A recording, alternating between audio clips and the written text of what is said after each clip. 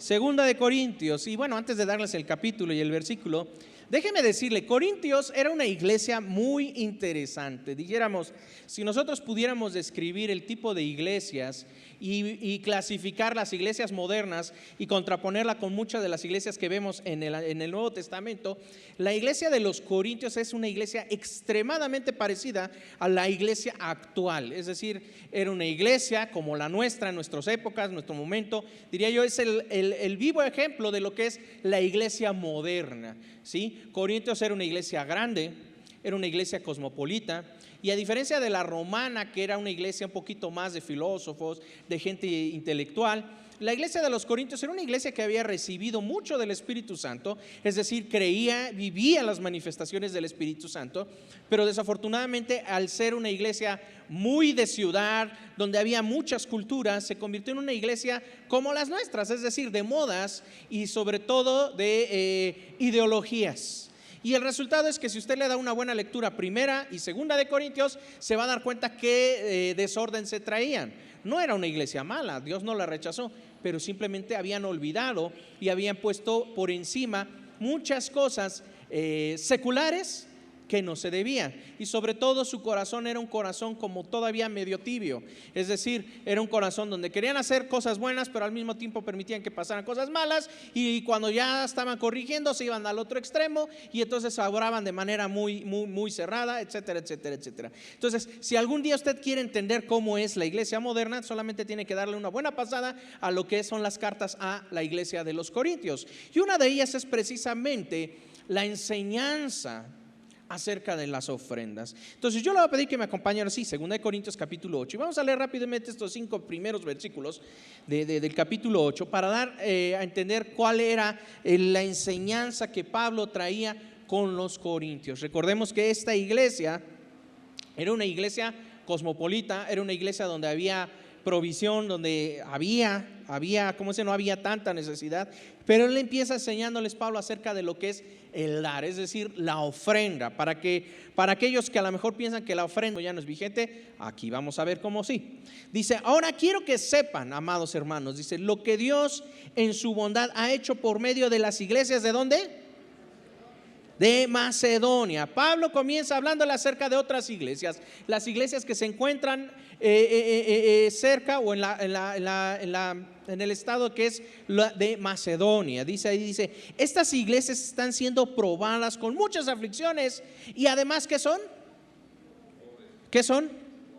¿Sí la tenemos acá atrás? Si quieren pueden pagarme la luz, yo créanme que disfruto apagar la luz, es que me cueso, mis hermanos. ¿Qué dice? Además son ¿qué? Muy pobres, pero a la vez rebosan ¿de qué? De abundante alegría, la cual se desbordó en gran generosidad. Y quiero que vean cómo empieza Pablo poniéndoles unos ejemplos. Esta iglesia, la iglesia de los Corintios, es una iglesia rica, es una iglesia que tenía muchos recursos, es decir, era una iglesia que no vivía como las iglesias, y lo vamos a poner en ejemplo moderno, como las iglesias de la sierra. Yo no sé si alguna vez han tenido la oportunidad de ver una misión de iglesias en sierra, y son iglesias con muchas limitaciones. Ellos se reúnen y muchas veces sus bancas son tablones sobre ladrillos o sobre bloques. Muchas veces, si nos quejamos de nuestra lámina de techo, bueno, demos gracias porque nuestra lámina de techo está a cuántos metros de nuestra cabeza. Ahora imagínense si la bajáramos y las pusiéramos casi al ras de nuestra cabeza, ¿cómo estaríamos?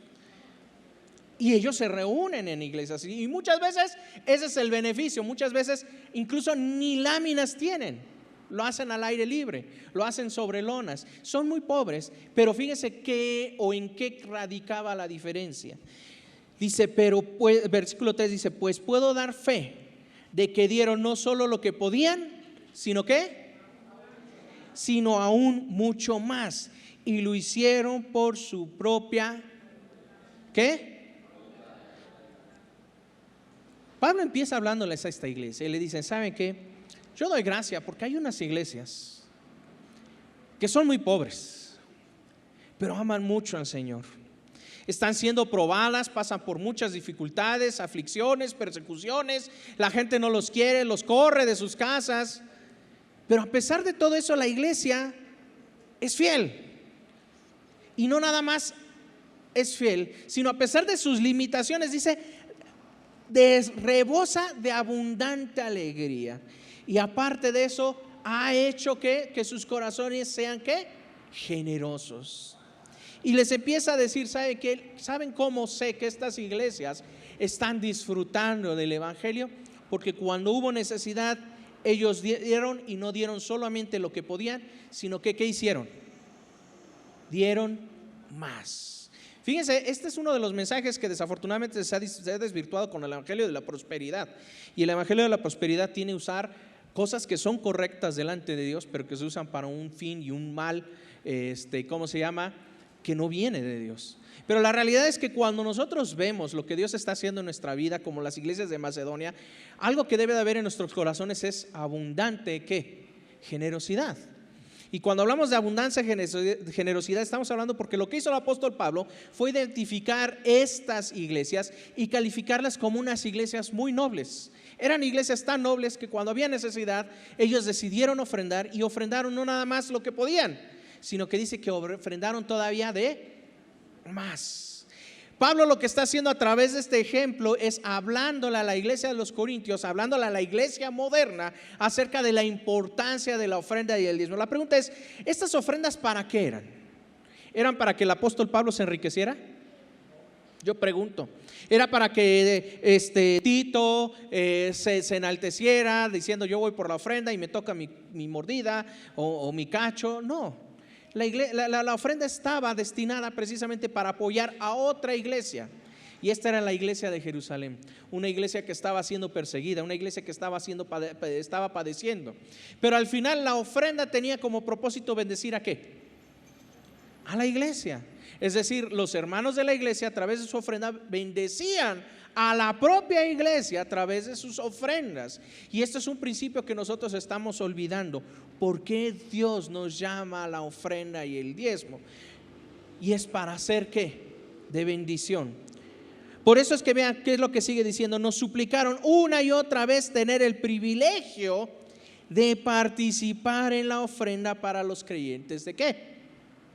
De Jerusalén. Incluso hicieron más de lo que esperábamos, porque su primer paso fue entregarse a ellos mismos, al Señor y a nosotros, tal como Dios quería. Cuando nosotros vemos esta entrada, lo que estamos viendo es la introducción acerca de por qué la ofrenda de Dios era buena para la iglesia.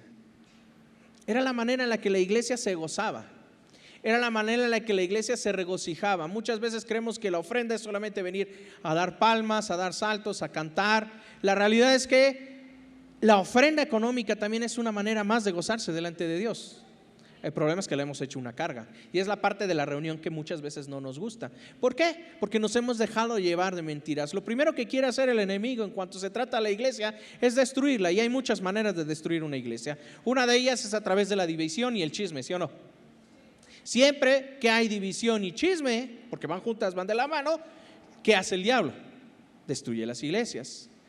La otra es a través de la economía, y un ejemplo de esto nosotros lo vemos en la pandemia. Cuando fue la pandemia cerraron muchas iglesias porque no tuvieron recursos, es decir, la ofrenda se acabó y no hubo manera de cómo sostener a la iglesia, no hubo manera de cómo sostener a los siervos, y el resultado es cerraron muchas iglesias por falta de fidelidad de los hermanos de la iglesia hacia la propia iglesia. Pero la palabra de Dios nos enseña precisamente en Corintios 8 que la iglesia verdadera, la iglesia que conoce a Dios, no pone la mira en lo material, sino pone la mira en la bendición que puede ser y también en la que recibe de Dios. Es decir, tú recibes de Dios bendición, ¿sí o no? ¿Tu sueldo es una bendición, sí o no? ¿Quién provee esa bendición? Dios. Desafortunadamente nos han enseñado que no, el sueldo es el esfuerzo de mi trabajo. Sí, está bien que trabajes, pero ¿quién te da salud para trabajar? ¿Quién te ha dado el trabajo para trabajar? ¿Quién te ha dado la vida para otro día más levantarte e ir y traer el sueldo para la provisión de tu familia? Al final todo es bendición ¿de quién? De Dios. Y esto es algo que nosotros tenemos que considerar a la hora de ver el diezmo y la ofrenda, no como una cuestión material y económica, sino como una cuestión en la que yo puedo ser también de bendición. Y fíjense, Dios es bueno. Yo nunca me ha gustado tocar este punto porque yo no quiero que se saque mucho de contexto. Pero la ofrenda trae a su vez bendición.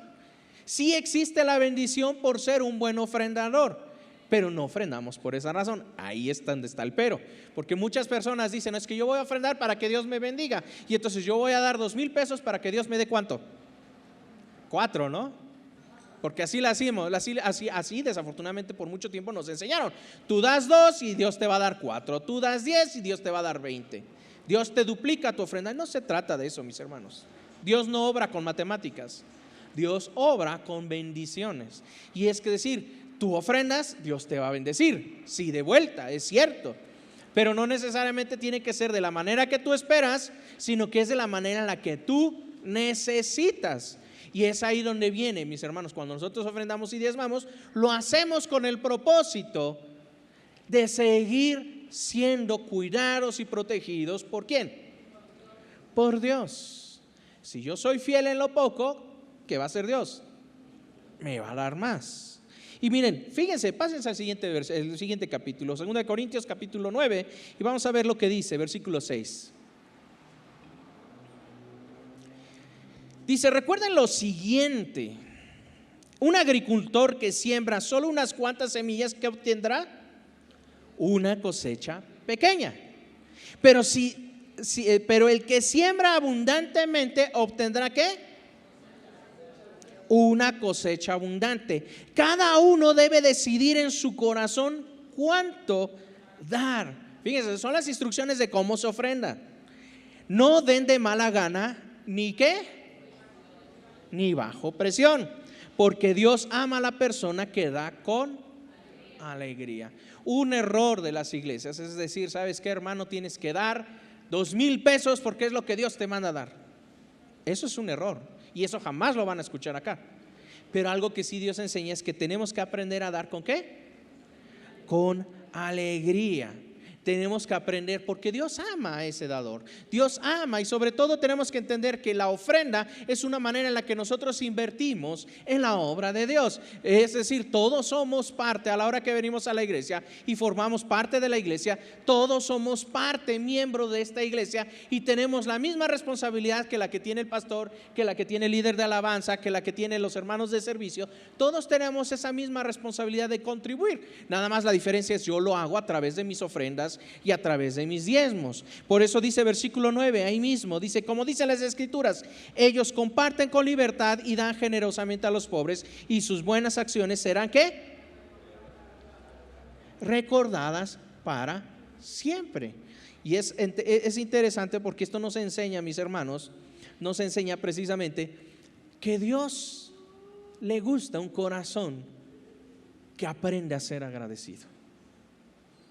La ofrenda y el diezmo no es algo que quedó sin vigencia, no es algo que quedó en el olvido, no es algo que es opcional. Una de las tantas cosas en las que hemos caído es creer que la ofrenda es opcional, y no es opcional.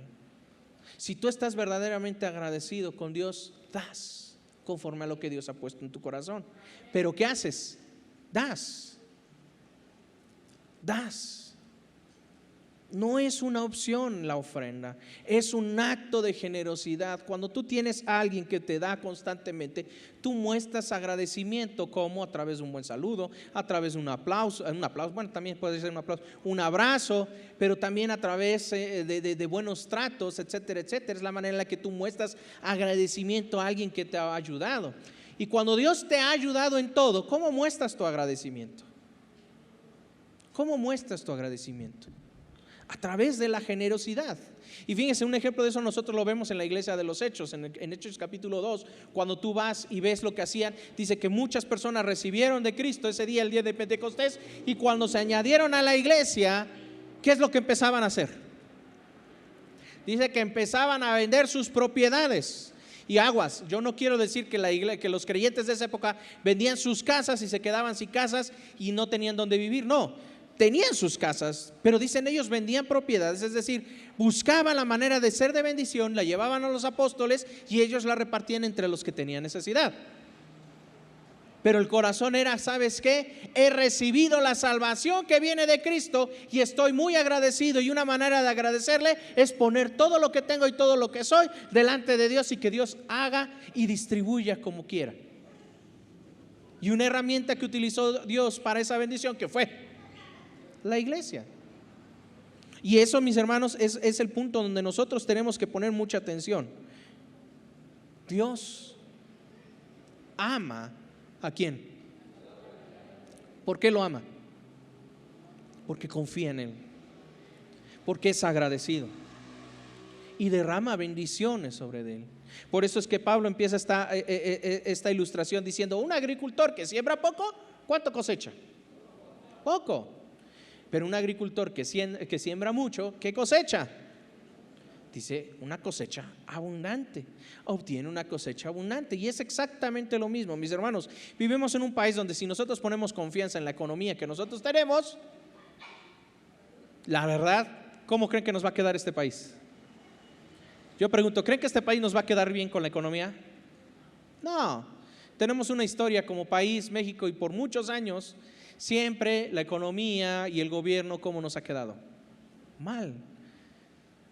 Yo pregunto, hoy el peso, la moneda, está en uno de los precios más bajos en comparación del dólar, ¿sí o no? Es algo sobre lo que los políticos se paran el cuello. Es que conmigo la moneda bajó, más bien se evalúa más que el dólar, y ya el dólar antes costaba 20 y ahora cuesta 16 pesos, 16 y cacho. Miren cómo avanzamos. Pero vayan a la tiendita. ¿Cuántos son los que les toca hacer el mandado? Levanten las manos los hermanos que les toca hacer el mandado. ¿Qué tanto rinden hoy 2,000 pesos? ¿Qué tanto rendían hace 5 años? ¿Qué podíamos hacer con 2,000 pesos hace 5 años? Un chorro de cosas, ¿no? Te ibas a comer Angelópolis y toda la cosa. Oye, nada más vas al puerto de las garnachas y luego ya ni te alcanzan los 2,000 pesos. ¿Por qué? Porque la economía nos queda ¿cómo? Mal. Pero algo hemos aprendido es que aunque tú ganes 2,000 pesos hace 5 años y ganes 2,000 pesos hoy, ¿quién te da la provisión? ¿Quién hace que el dinero rinda? ¿Quién es el que provee cuando ya el dinero incluso se acabó? Porque Dios es fiel. Y es ahí donde la ofrenda tiene su papel. Yo aprendo a ver no mi dinero, no mi trabajo, sino aprendo a ver al que provee para mis necesidades, y yo le agradezco. Señor, te doy gracias, porque aunque no tengo, tú estás conmigo. Porque estas iglesias de Macedonia habían entendido este principio. Ya eran iglesias pobres, muy pobres. Iglesias que habían pasado por mucha tribulación, habían sido también perseguidas por los mismos romanos, por los mismos fariseos de esas regiones. Y dice que a pesar de ser pobres y a pesar de estar pasando tribulación, cuando se enteraron que una iglesia tenía necesidad, un miembro de la iglesia tenía necesidad, porque es así como ellos se veían. Dicen, la iglesia de Jerusalén, que es parte de nuestros hermanos, es nuestra iglesia también, está pasando necesidad. ¿Saben qué hicieron esos hermanos de Macedonia? Necesitamos darles ofrenda. Somos pobres, no importa, hay que bendecirlos. Y hay que bendecirlos porque ellos tienen mucha necesidad. Yo quiero no sé si me están entendiendo cómo era el corazón de ellos. Y esto se parece mucho a la parábola que precisamente nuestro Señor Jesucristo hizo acerca de esta mujer pobre. ¿Se acuerdan? Dice, pasaron todos los ricos y dieron lo que les sobraba. Pero dice que llegó esta mujer y dio todo lo que tenía. ¿Qué es lo que dice nuestro Señor Jesucristo acerca de esta mujer? Esa mujer, ¿qué? Dio más que todos. Pero no nada más eso, sino que mostró más fe. ¿En quién? En Dios. Porque al dar todo, su sostén ahora no dependía de lo físico, sino dependía de ¿qué? Lo sobrenatural de nuestro Dios. Y mis hermanos, hemos olvidado esto. Tenemos un Dios sobrenatural, y como iglesia hemos pasado a ser más seculares que ser una iglesia que tiene fe en eso que es sobrenatural. Queremos a Dios y lo queremos para lo sobrenatural. En cuanto a nuestras vidas, queremos que nos sane, creemos que nos sana, creemos que nos ayuda en nuestros problemas. Pero cuando se trata de la economía, créame que es cuando más se prueba la fe, porque es cuando menos confiamos en Dios. Es que si yo le doy a esto me voy a quedar sin dinero. Sí, nadie dice que no. Pero ¿cuándo confías entonces en que Dios te va a proveer? Y yo no estoy diciendo, mis hermanos, que vacíen la cartera, porque tampoco ese es el chiste. Pero sí estoy hablando de que tenemos que aprender a dar pasos de fe en cuanto a Dios y en cuanto a nuestra vida. La ofrenda está hecha para glorificar, la ofrenda está hecha precisamente para bendecir a Dios, para que Dios acabe siendo enaltecido por todos. Y mis hermanos, esto es algo que la palabra de Dios nos dice de una manera muy clara. Yo quiero que vayan ahí a 2 Corintios capítulo 9, vamos a seguir leyendo. Versículo 10 dice: pues es Dios quien provee la semilla al agricultor y luego ¿qué? El pan para comer. De la misma manera Él proveerá y aumentará los recursos de ustedes y luego producirá una gran cosecha generosa en ustedes. Efectivamente serán enriquecidos en todo sentido para que siempre puedan ¿qué? ¿Para qué? Para que puedan ser generosos, y cuando llevemos sus ofrendas a los que las necesiten, ellos ¿qué van a hacer? Darle la iglesia a los corintios porque ellos fueron los que ofrendaron. Darle las gracias a la iglesia de los macedonios porque ellos fueron los que ofrendaron. Entonces, ¿para quién eran las gracias? Para que ellos puedan dar gracias a Dios. Fíjate el corazón. Ellos no daban para decir, uy, que mira cuánto da el hermano, cuánto da la iglesia, sino ellos daban porque saben, y esto es lo que hemos repetido cada vez que levantamos la ofrenda y el diezmo, ellos sabían que a través de la ofrenda el nombre de Dios es exaltado. Porque la gente aprende a ver nuestra fe sobrenatural en alguien que es sobrenatural. No es el dinero quien nos sostiene, es Dios. Y Dios en su infinita gracia, misericordia y amor, ¿qué hace? Hace que se multiplique la provisión en nuestra vida para testimonio, pero también para que podamos ser ¿qué? Más generosos. Es decir, Dios nos da más para que aprendamos ¿a qué?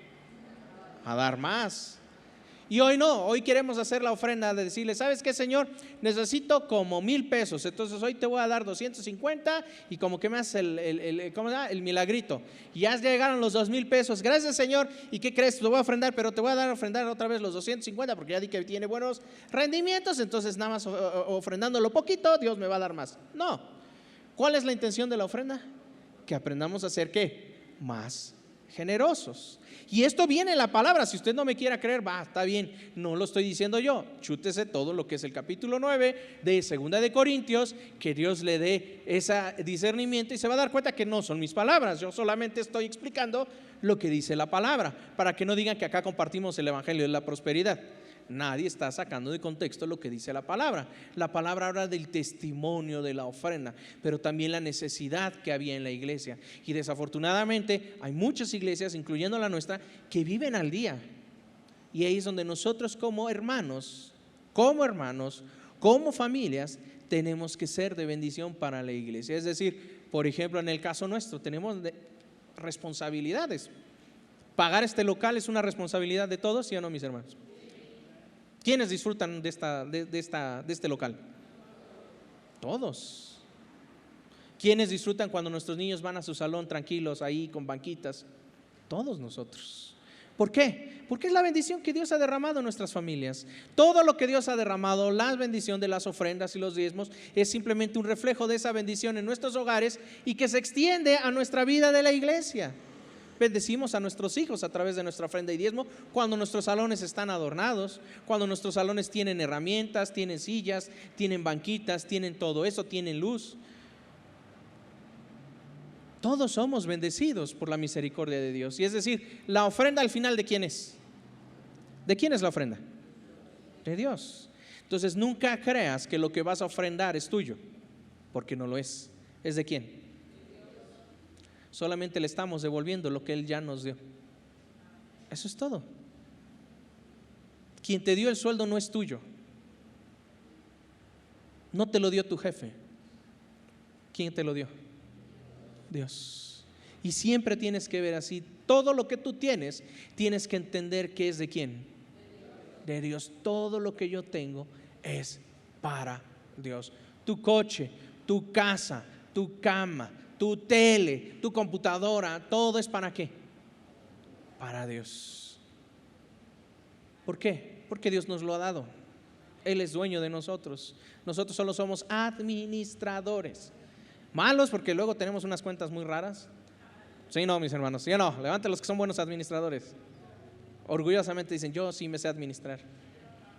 ¿Sí? Tenemos unos cuantos administradores, les vamos a pedir consejos y que nos den un seminario de cómo administrar el dinero, porque, cómo nos cuesta, ¿cómo se llama? Guardar el dinero. Tantito vamos en la calle, vemos unas buenas memelitas y ¿qué hacen?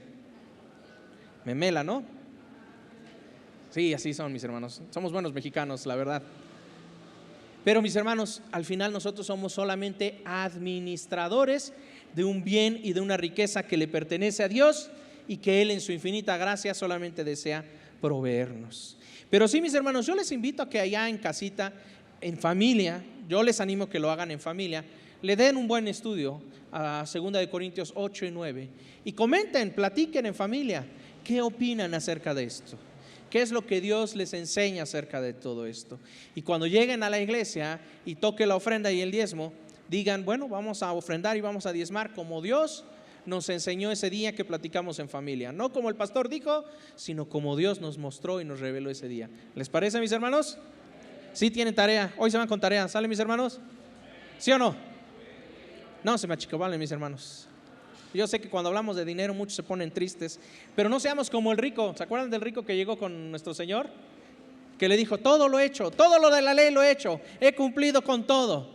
Muy bien, chido. Ya no matarás, no he matado. No mentirás, no he mentido. No darás falso testimonio, no lo he hecho. Pero cuando le dije, no, nomás te falta una sola cosa. ¿Qué le dijo? Vende todo lo que tienes, dáselo a los pobres y sígueme. ¿Qué hizo? ¿Cómo se puso el joven rico? Se puso triste. Entonces, mis hermanos, no quiero que se me pongan tristes. Yo sí quiero que sigan al Señor. Yo sí quiero que vayan con Él. No que se me pongan ahí, porque nada más lo que hizo fue darse la vuelta y se retiró, todo vencido y derrotado. Porque dice que amaba más que su dinero. Y no. ¿Ya ven cómo la palabra se habla de dinero? Un día de estos vamos a hacer un seminario acerca de esto. Van a ver, es muy interesante porque aunque no lo quieran creer, Dios habla mucho de eso en la palabra. No para sacar dinero, advierto. No vayan después y van a decir, no, ya en esa iglesia nos están enseñando cómo sacarle dinero a la gente. No es cierto, mis hermanos. Acá no enseñamos eso, No vamos a preparar lobos. Acá pura ovejita, ¿sí o no, mis hermanos? Algunos necesitamos ser trasquilados, pero así somos ovejitas todos, ¿sí o no? Vamos a darle gracias a Dios y vamos a dar gracias a Dios por nuestras ofrendas, nuestros diezmos.